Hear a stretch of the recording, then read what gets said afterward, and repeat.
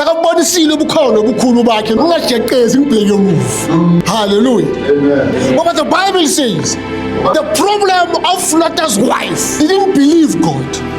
Bengakholwa izwi kaNkulunkulu.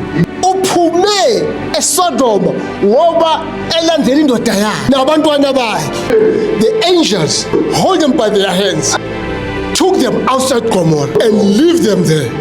Umusa ukuthathile labo ukhona ukubeka endlini kaNkulunkulu. And the message was this: run to the mountain. Umusa uNkulunkulu ukuthathile. Now your choice to run to this Jesus Christ. The grace wenze umsebenzi wakhe uthathile ubeka phakathi kwendlu kaNkulunkulu. Listen to this, bazalwane. The angels took family kaLota, put them outside the gate.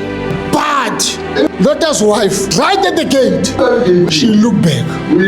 Now so fikile endlini kaNkulunkulu. Don't look back.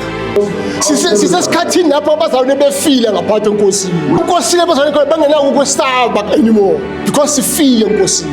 Wathi uNkulunkulu angasenza kahle namhlanje. Uvuseleleke ngezwi lakhe. Sibuke lapho sikhubeke khona and rise up again. uNkulunkulu angasiza bazalwane.